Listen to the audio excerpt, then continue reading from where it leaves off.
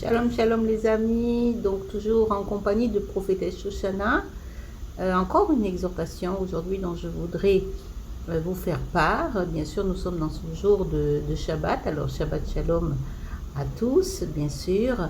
Et je voudrais m'adresser à ma nation, la nation juive, pour leur donner ce passage dans la Berit Hadasha, au livre Yohanan, du chapitre 3 au verset 3. Bien sûr que les nations aussi peuvent s'inspirer de mon enseignement, n'est-ce pas? Mais l'appel est premièrement pour ma nation juive, les enfants, les Bnei d'Israël, pour leur apporter la Besora Tova, la bonne nouvelle, car beaucoup finalement ignorent Israël, ignorent le peuple d'Israël qui est très souvent combattu, persécuté, n'est-ce pas? Parce que c'est le peuple élu de Dieu et parce qu'ils ont effectivement reçu sur le mont Sinaï par Moïse, la parole de Dieu. Et bien sûr, il y en a un qui va foncièrement les combattre et vouloir les détruire, c'est bien sûr l'ennemi de nos âmes, le diable. Donc il en est également pour tous les enfants de Dieu, vous n'êtes pas exclus, l'ennemi de vos âmes ne vous aime pas, à tel point que ça se passe dans le spirituel. Je vais vous expliquer. Vous voyez, lorsque j'ai reçu le Seigneur dans ma vie, et bien lors d'une réunion à l'assemblée, et le pasteur principal a dit, il y en a ici que Dieu marque de son sceau. Et voyez-vous, il passe dans les rangs et il en marque certains de son sceau. Et j'ai été parmi ces personnes qui ont reçu le sceau de Dieu sur le front. C'est ici, là, sur le front. Alors, c'est spirituel, attention, ça ne se voit pas, c'est pas un tampon, hein, c'est pas un sceau royal comme vous pouvez penser avec les lettres d'autrefois, n'est-ce pas? Non, non, non, non, c'est un sceau qui est spirituel et qui est marqué. Et les démons, lorsqu'ils vous voient, lorsque vous discutez avec quelqu'un dans le monde, si la personne a des esprits, eh bien, elle voit ce sceau de Dieu sur vous et alors elle ne vous aime pas. Elle ne vous aime pas, elle ne vous supporte pas, elle ne supporte pas ce que vous dégagez, bien entendu, hein, elle ne supporte pas. Puisque là va s'affronter le monde des ténèbres et le monde de la lumière de Dieu. Amen. Et cela, c'est pour tous les enfants de Dieu. Alors ne vous étonnez pas, hein, je m'adresse aux enfants de Dieu. Si vous avez des combats, si vous avez des personnes qui peuvent vous dire tellement de méchanceté, prêtes à vous mettre dehors, prêtes à vous tuer même, parce qu'elles vous haïssent en fait.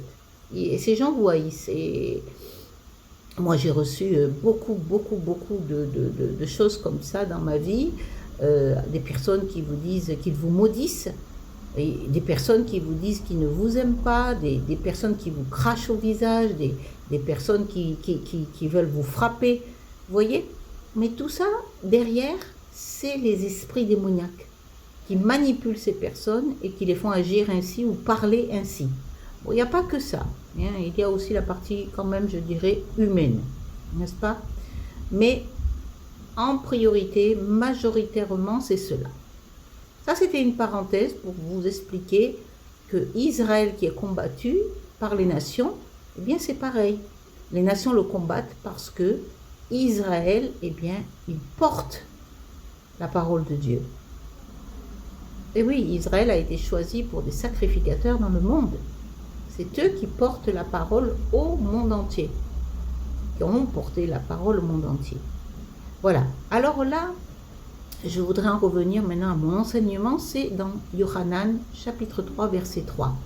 Prenez vos Bibles et allons dans la Berit Hadasha, à Jean 3, verset 3. Et voilà Nicodème. Nicodème, vous savez, c'était un rabbin. Et c'est marqué dans la Bible qu'il était un chef religieux. Un chef religieux, c'est un rabbin, n'est-ce pas, chez nous? Donc voilà que Nicodème s'adressait à Jésus et puis il lui dit, Nicodème, mais c'est incroyable tous les miracles que tu fais. Non, seul quelqu'un qui est avec Dieu peut faire des miracles. Et effectivement, quelqu'un qui est loin de Dieu, même aujourd'hui, dans les hommes de Dieu, les femmes de Dieu, quelqu'un qui est avec Dieu, il fait des miracles. Mais les miracles de Dieu, attention, parce que là aussi, il ne faut pas se tromper, il y a l'imitateur, le Satan aussi qui fait ses singeries et ses manipulations. Donc bien savoir d'où viennent les sources, n'est-ce pas? Voilà. Donc Nicodème dit à Jésus, mais qui es-tu quoi finalement? Qui es-tu? Et Jésus lui répond alors, donc dans le livre de Jean, au chapitre 3, et j'irai là au verset 3, Yeshua lui répondit, en vérité, je te le dis, à moins de naître de nouveau, personne ne peut voir le royaume de Dieu. À moins de naître de nouveau. Retenez bien cela. Nicodème lui dit, comment un homme peut-il naître quand il est vieux? Parce que Nicodème était vieux. Peut-il une seconde fois entrer dans le ventre de sa mère et naître? Vous voyez, il parlait humainement, charnellement. Yeshua lui répondit, en vérité, je te le dis, à moins de naître d'eau et d'esprit, on ne peut entrer dans le royaume de Dieu. Ce qui est né de parents humains est humain, et ce qui est né de l'esprit est esprit. Ne t'étonne pas que je t'ai dit, il faut que vous naissiez de nouveau. Voilà, donc il y a deux choses qui sont importantes là, c'est naître de nouveau, être baptisé et naître de l'esprit. Parce que vous pouvez être baptisé d'eau, c'est-à-dire les catholiques le font, beaucoup de religions le font, on vous verse un petit peu d'eau et voilà, et on vous dit que voilà, vous héritez du royaume des cieux. Mais non, ça ne se passe pas comme ça. Il faut être baptisé complètement dans une baignoire, dans l'eau de la mer, ce que vous voulez, mais vous vous lavez de toutes vos impuretés, excusez-moi. Un lavage vraiment costaud. Toutes les impuretés du passé doivent partir. Donc c'est le baptême de l'eau. Ça, c'est le baptême de l'eau. Donc, complètement immergé dans l'eau. Que ce soit l'eau de mer, la baignoire, mais complètement. Ça, c'est une chose. Et le baptême de l'esprit, il y a deux choses, donc je vous ai dit, le baptême de l'eau et le baptême de l'esprit. C'est Yeshua qui l'a dit. Alors, naître de l'esprit, ça c'est autre chose. Naître de l'esprit, c'est-à-dire recevoir l'esprit de Dieu. C'est-à-dire un esprit différent du monde. Et recevoir cet esprit de Dieu, eh bien, c'est souvent lorsque vous êtes dans une assemblée et que là, on vous parle du langage du ciel, du feu du ciel, le baptême de l'esprit, avec le langage de feu, les langues de feu, et vous parlez en nouvelle langue, et seul Dieu peut vous comprendre, mais en même temps, vous recevez ce baptême de l'Esprit de Dieu. C'est-à-dire que vous naissez avec l'Esprit de Dieu en vous. Donc, vous ne comprenez plus comme avant, vous ne parlez plus comme avant, vous êtes né de l'Esprit de Dieu. Donc, vous êtes comme des petits fils et filles de Dieu. C'est ce que vous êtes de toute façon, c'est ce que nous sommes. Mais voilà. Et c'est pourquoi vous êtes combattus, parce que l'esprit du monde et l'esprit de Dieu ne peuvent cohabiter en l'ensemble.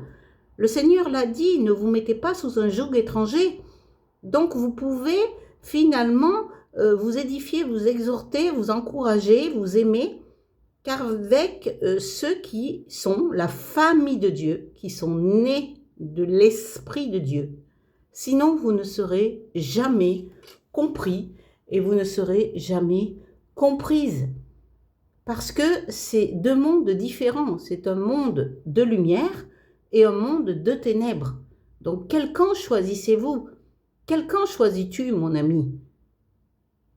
Veux-tu naître de nouveau? Veux-tu hériter du ciel, du royaume des cieux? Demande-le au Seigneur. Il faut le demander.